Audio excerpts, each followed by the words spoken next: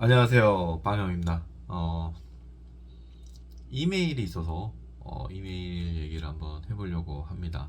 네, 문의할 게 있어서 연락을 했대요, 저한테. 네, 상담 이메일인 거죠. 오랜만이죠. 강의실을 다 이제 처분을 해가지고 이제는 집에서 찍습니다. 네, 집에서 제 작업실이죠, 제 방. 네. 어, 상담 이메일이 왔는데 굉장히 길어요. 글도 굉장히 길고, 야, 이거 읽기가 쉽지가 않네요. 그래서 요약을 해서 제가 얘기를 하겠습니다. 어떤 내용이냐면, 국비학원 6개월을 마치고 취업을 했어요. 취업을 했는데, SM 기업이에요. 학원에서 소개를 해줬다라고 합니다. 근데 그 SM 기업에 딱 들어갔는데, 이사 한 명, 차장 한 명이 있더랍니다. 그래서 들어가게 되니까 그러면 결국 이사, 차장, 본인 이게 세 명이 있는 거죠. 그래서 아이고 어쨌거나 취업을 했으니까 기분이 좋을 거 아니에요. 그래서 취업을 했어요. 취업을 했는데 본인 말고 앞에 계신 분들이 코로나에 걸렸네. 그래서 본인 혼자밖에 없는 거예요. 그러면 이제 혼자서 일을 해야 되는데 SM이잖아요. 어떠한 뭐 수정사항이라든가 이런 게 들어왔을 거예요. 들어오게 되면 이걸 처리를 해야 되는데 사실 신입사원이 뭘 알겠어요. 이미 잘 돌아가고 있는 시스템이죠. 이 시스템이 업무를 몰라도 되는 정도면은 어떻게 하겠는데 업무뿐만 아니라 이제 기술적으로 많이 요구를 한다라고 하면 혼자서 할 수 없겠죠. 처음이잖아요, 이게. 그래서 제가 늘 하던 얘기가 있잖아. 첫 시작을 SM을 하지 말라고. SI로 시작을 해서 체계적으로 처음부터 개발을 CRUD부터 다 해보고 그것을 유지보수하고 하는 건 괜찮은데 처음부터 유지보수를 하고 하면 이미 기본 구현 끝난 거잖아요. 그쵸? 근데 그 기본적인 구현을 어떻게 해야 되는지도 몰라 잘. 잘 돌아가네. 되고 있네. 그래서 간단하게 뭐 if else 정도만 뭐 상태값 정도만 바꿔서 수정을 해가지고 뭐 해결이 된다라고 하면은 해피한 거죠. 그렇게 안 된다라고 하면은 이거 문제가 심각해지겠죠. 아무것도 모르잖아요. 기술적으로도 약하고 업무적으로도 약하고. 그래서 SM보다는 SI로 시작을 해라 라는 얘기를 제가 누차 했습니다. 아직도 여전히 그렇게 생각을 하고 있어요. 처음 시작을 SM으로 시작해라 이렇게 얘기하는 사람이 있어요. 저는 결코 반대합니다. 저 실무자잖아요. 실무자가 겪으면서 많이 보죠. 그런 상황을 보면서 저는 그런 상황을 저는 용납이 안 돼요. 만약에 저희가 어떠한 프로젝트를 끝냈어요. 끝냈는데 여기에 이제 다 철수를 해. 이제 경력자들 다 철수하고 신입사원들 야 여기 신입사원들 하나 채용해서 여기 집어넣어. 절대 이렇게 안 합니다. 그게 못하는 건 뻔히 아는데 이게 쉬운 게 아니잖아요. 기술적인 거 인프라 연계에 대해서 누가 질문을 하게 되면 이거 누가 대응을 해?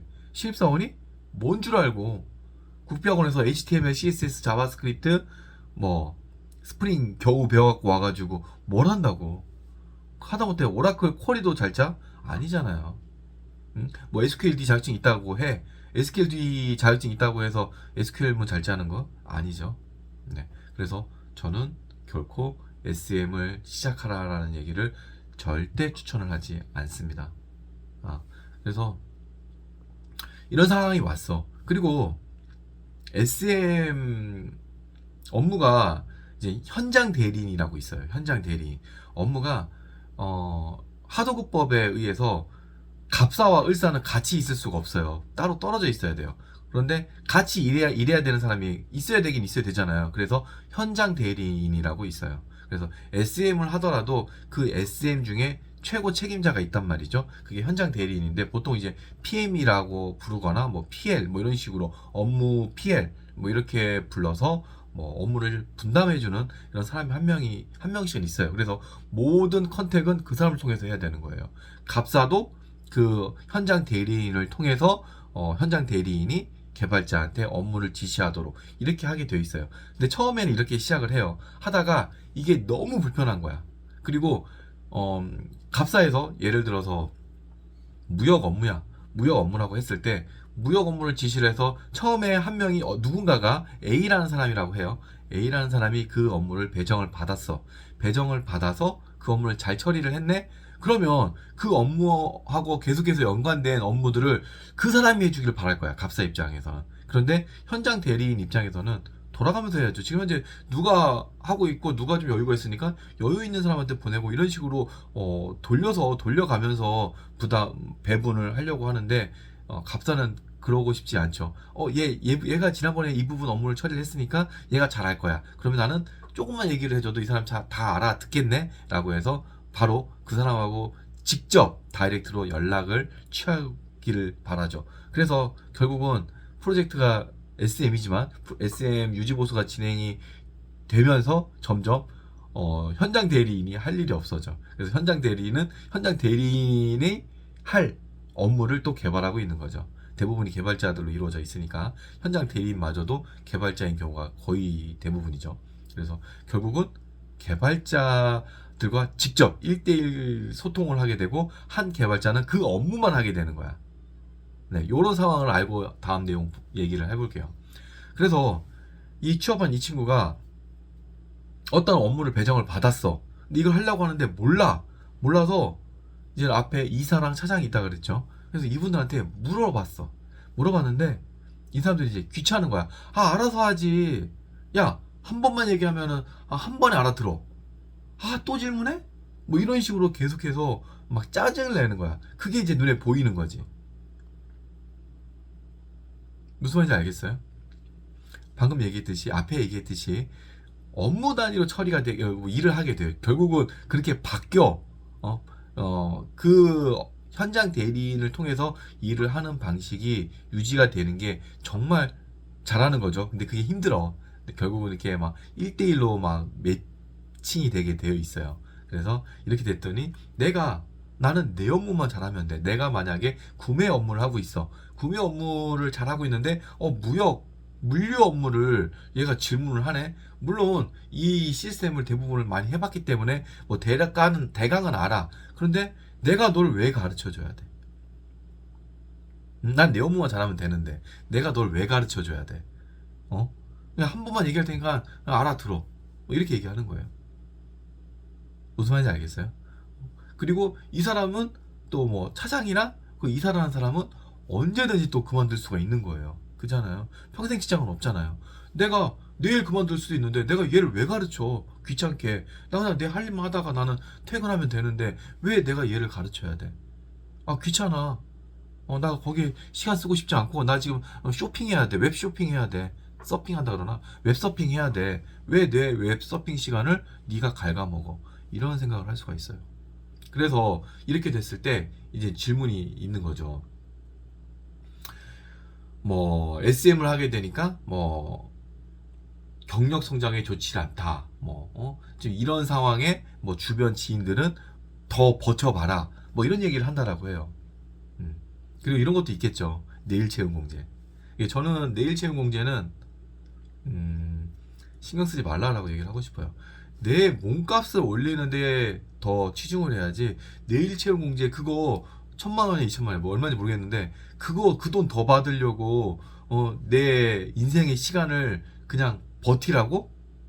그냥 내 몸값을 더 올리고 더 빡센 프로젝트, 더 큰 프로젝트 이런 데서 더 많은 경험을 쌓는 게 난 더 좋다고 봐요. 그리고 그 내일 채용 공제에서 받을 수 있는 돈을 실력으로 얼마든지 커버를 할 수 있다라고 생각을 합니다. 그런 생각도 할 수 있다라는 거를 좀 알았으면 좋겠어요. 네. 그리고 만약에 내가 이 일을 버티겠다라고 했을 때 뭐가 잘못됐는지 한번 봐봐. 앞에 얘기했듯이 그러니까는 고참이 그 후임을 가르쳐 줄 의무가 없어요. 가르쳐 줘야 할 경우는 어떤 경우냐면은 내가 이걸 가르쳐 줬을 때 내가 편하면 돼. 그러면 당연히 가르쳐 주겠지. 왜? 내가 편하려고. 그런데 아까 얘기했듯이 업무가 분장이 되어 있어. 다 분리가 되어 있어. 나는 이것만 잘하면 돼. 라고 되어 있는 그런 환경일 수가 있어요. 지금 이메일을 보내주신 분은 어떤 환경인지 저는 몰라요. 대충 이럴 거다라고 예측을 하고서 얘기를 하는 거예요. 나는 내일만 잘하면 돼. 니일 난 모르겠어. 내가 널 왜 가르쳐 줘야 돼? 아, 그래, 같은 회사 알았어. 가르쳐 줄게. 한 번만 할 테니까 똑바로 들어. 이렇게 얘기를 하면서 막 가르쳐 줬을 거예요. 그죠? 근데 그 전에 본인이 그 가르침을 받기 위해서 어떠한 행동을 했는지 한번 생각을 해보세요.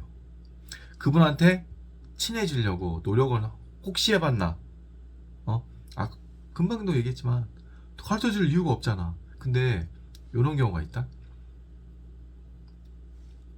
되게 나긋나긋하고 사근사근하고 그래. 그래서 고참 딱 있으면 이사님 뭐 커피 한 잔 하시죠. 예를 들면 커피 한 잔 하시죠 하면서 네 안녕하세요 오셨습니까? 예를 들어 인사하는데 돈 안 들잖아. 인사도 하고 커피도 같이 마셔가면서 그 커피 얼마에 커피 한번 사드려. 근데 이 얘기도 엄청 많이 몇 년을 통해서 얘기를 한 거예요. 커피 사드려. 근데 그분들이 커피 사원이 계산하게 놔두겠어? 절대 안 그래.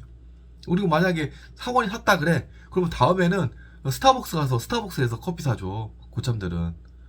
그렇게 하면서 친해지려고, 가까워지려고 노력은 해봤나? 안 했어? 안 했으면 그거는 이제 거의 프리랜서들 급이죠. 프리랜서들은 내일만 잘하면 되거든. 내일만 잘하면 되기 때문에 그냥 물어보더라도 기본적인 거 물어봐요. 한 번만 딱 얘기해주면 다 알아듣거든. 저 이거 이런 식으로 하려고 하는데 이거 어떤 식으로 하면 될까요? 하면은 알려줘. 그리고 그쪽에서도 이거 처리하려는데 혹시 이런 거 한번 해보신 적 있으세요? 하고 또 물어보거든 서로. 그래서 서로 도와주기 때문에 윈윈이야. 근데 이 이사나 차장은 사원한테 얻을 게 없어. 얻을 게 내가 편해져야 되는데 얼마나 잘할 거야. 그러면 내가 신입사원이 그 고참들한테 얻을 방법은 뭐야? 잘 보일 거밖에 없잖아. 그잖아요. 아니면 처음부터 SI 가서 그냥 바닥부터 기든가. 팀 프로젝트, SI는 팀 프로젝트잖아요. 팀 프로젝트는 다 잘해야 되거든. 그러니까 고참부터 밑에 진짜 신입사원까지 다 연결돼 있어. 업무가 하나라도 못하면 다 못하는 거야. 그리고 그 일을 잘하기 위해서 빨리 끝내기 위해서 신입사원들을 가르쳐 가면서 일을 하거든요. 처음부터 SI를 가든가. 업무를 정확히 어떠한 일을 해야 되는지 그 업무를 선택을 잘 하든가, 아니면 내 처신을 내가 어떻게 행동을 어떻게 해야 되는지 이거를 잘 판단해서 했으면 좋겠어요. 무뚝뚝해. 내 성격 자체가 무뚝뚝해. 그러면은 버티기 힘들죠. 내가 무뚝뚝한데 내가 차장 이사님들한테 잘 보여야 돼? 싫어. 그러면 그 사람들도 그 신입사원한테 잘해줄 이유가 없어요.